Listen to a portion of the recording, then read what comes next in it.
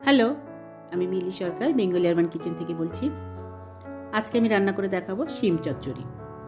এখন শীতের সময় প্রচুর শিম বাজারে উঠেছে। সেই নতুন শিম, নতুন আলু, বেগুন দিয়েই রান্না করব আজকে শিম চচ্চড়ি।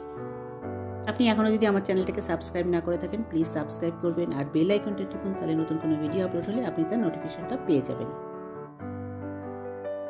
শিম চচ্চড়ি রান্না করার জন্য যে সবজিগুলো ব্যবহার করব সেটা হচ্ছে শিম, একটা আলু, বেগুন থেকে একটা টুকরো বের করে নেব, বেগুন, দুটো কাঁচা লঙ্কা, স্প্রিং অনিয়ন আর কিছুটা ধনে পাতা,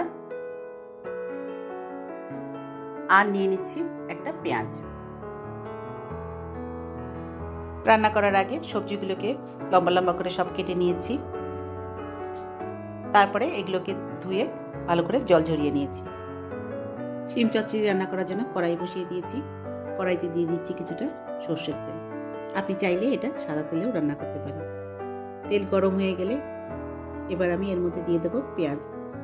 এখানে আমি অর্ধেকটা পেঁয়াজ লম্বা লম্বা করে কেটেছি, সেটা দিয়ে দেবো, কারণ এতে আমি স্প্রিং অনিয়নও ব্যবহার করবো, সেই জন্য পুরো পেঁয়াজটার দরকার হবে না। অর্ধেকটা পেঁয়াজ দেওয়ার পর কিছুক্ষণ এটাকে ভেজে নেব, 30 সেকেন্ড করতো। আঁচটা এখানে মিডিয়াম করেই রাখা আছে। এরপর আমি এর মধ্যে দিয়ে দেবো কিছুটা রাঁধুনি। রাঁধুনি চচ্চড়িতে দিলে বেশ ভালো একটা গন্ধ আসে, সেই জন্য রাঁধুনিটা দেওয়া। এবার এটাকে পেঁয়াজের সঙ্গে একটু ভেজে নেব। এরপর শিম, আলু, বেগুন কেটে রেখেছিলাম যেগুলোকে, সেগুলো দিয়ে দিলাম সবজিগুলো দেওয়ার পর এবার আমি এর মধ্যে দেবো দুটো চেরা কাঁচা লঙ্কা, আর দিচ্ছি নুন। এখানে আমি আধা চামচ মতো নুন ব্যবহার করেছি, সেটা দিয়ে দিচ্ছি। আপনি নিজের স্বাদ অনুসারে নুনটা দিয়ে নেবেন। আর দিচ্ছি সামান্য একটু হলুদ গুঁড়ো।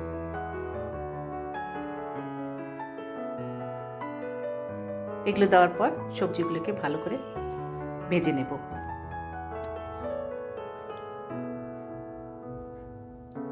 তারপর এর মধ্যে দিয়ে দিচ্ছি স্প্রিং অনিয়ন, যেগুলো ছিল সেটা কেটে রেখেছিলাম, সেটা দিয়ে দিলাম। সেটাও সবজির সাথে ভালো করে নেড়ে নিলাম আরও কিছুক্ষণ। তারপরে এটাকে ঢাকা দিয়ে দিলাম। ঢাকা দিয়ে মিনিট 3 এটাকে রান্না হতে দেব। তারপরে ঢাকা সরিয়ে দেখুন সবজিতে নুন দেওয়া হয়েছিল, সেই জন্য সবজি থেকে জল বেরিয়েছে।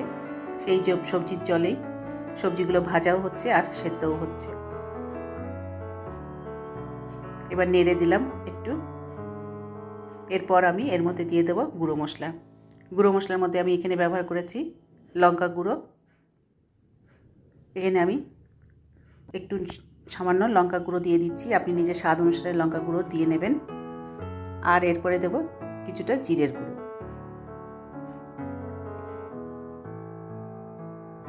গুঁড়ো মশলা দেওয়ার পর সবজিগুলোকে আবার ভালো করে নেড়ে দেব। তারপরে আবার ঢাকা দিয়ে দেব। মিনিট 3 ঢাকা দিয়ে এটাকে রান্না হতে দেব। এরপরে ঢাকা সরিয়ে সবজিটাকে এবার নেড়ে দেব আর দেখে নেব জল আছে কিনা।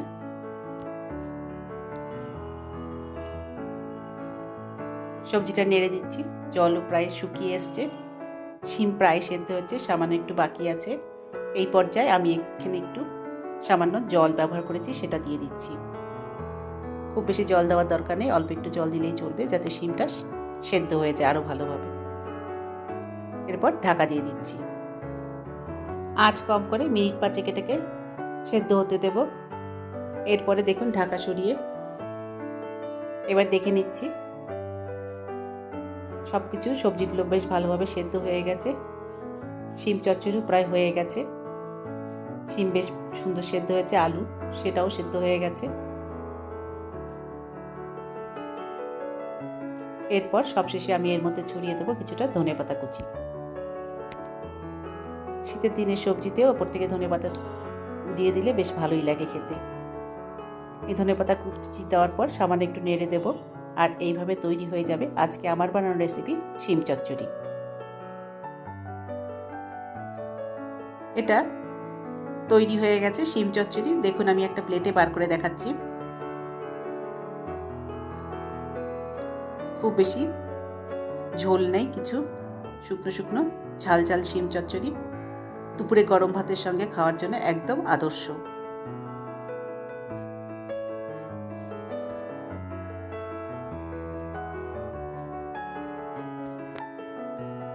এবার আপনিও খুব সহজে এইভাবে বানিয়ে ফেলুন শিম চচ্চড়ি, আর এটাকে এনজয় করুন দুপুরবেলা গরম গরম সাদা ভাতের সঙ্গে। আজকে আমার বানানো এই রেসিপিটা আশা করি আপনাদের পছন্দ হয়েছে। যদি পছন্দ হয়ে থাকে তাহলে অবশ্যই লাইক করবেন, শেয়ার করবেন আর আমার চ্যানেলটাকে সাবস্ক্রাইব করবেন। আবার দেখা হবে নেক্সট ভিডিওতে অন্য কোনো রেসিপি নিয়ে। ভালো থাকবেন। Thank you.